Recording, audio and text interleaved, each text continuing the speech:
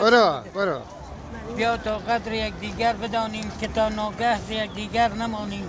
بیا تا مهربانی پیشه سازیم و مشت زرق و بر خود را نبازیم. چه آمد بر سر اقوام و خویشان که گردی جمعشان اینطور پریشان. چرا فامیل ها از هم جدایند؟ چرا دوستان رفیقان بی وفایند؟ چرا خواهر ز خواهر می گریزد؟ برادر با برادر می ستیزد؟ چرا دختر ز مادر ننگ دارد؟ پدر با بچه هایش جنگ دارد؟ چرا مهر و محبت کیمیا شد؟ همه دوستی رفاقت ها ریا شد. نبینم خنده ای بر روی لبها، نه روز آرامش داریم نه شبها. نه کس را لحظه ای آسوده بینی، به صد کار جمله را آلوده بینی. نه پولدار را ز پولش لذتی هست، نه نادار را به جای عزتی هست. نه آسایش نه آرامش نه راحت، همه مشتاق یک آن استراحت. نبینی یک نفر را که کسل نیست، پر از دلها به جای درد دل نیست. همه درگیر نوعی استرابند، چه نفرین گشته دایم در عذابند. به خود آیید عزیزان راه کج شد، از این روز زندگانی ها فلج شد. چه مردم را عوض شد زندگانی، شده این زندگانی زندمانی.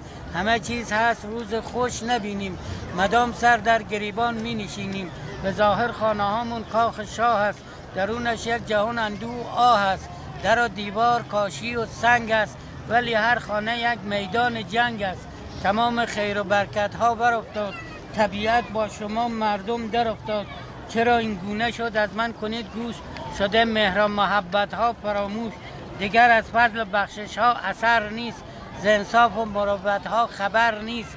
شده نایاب صفا و مهربانی، تعارف ها همه سرد و زبانی. عمو جان خاله جان دیگر نگوییم، برای مرگ هم در آرزوییم. یکی حج می رود سالی 2-3 بار، کنارش خواهرش نادار و ناچار. یکی با سود پولای نزولی، رود مکه به امید قبولی. یکی از کربلا و شام گوید، برای فخر بر اقوام گوید. یکی نازد به ماشین و به باغش، یکی باد تکبر در دماغش. یکی انگار از بینی فیل است، ز بس خودخواه و مغرور و بخیل است. یکی وقتی به ماشینش سوار است، فقط مثل بتی از زهر و مار است. چنان در قبقبش باد و غرور است، که گویی از نجات سلم تور است. تمام کارها گشته ریایی، نجابت شد عوض با بی‌حیایی. بزرگترها ندارن احترامی، به محتاجان نداریم اطمینانی. همه چسبیدن جیب و کار خود را، به فکرن تا ببندن بار خود را. کسی را با کسی کاری نباشد، اگر باری بود یاری نباشد. فقط دنبال نفع و کار خیشند، به فکر گرمی بازار خیشند. نه در فکر حلال و نه حرامند، همه دارند ولی نعمت زوالند. برای پول درارند چشم هم را، به هر گندی نمایند پر شکم را.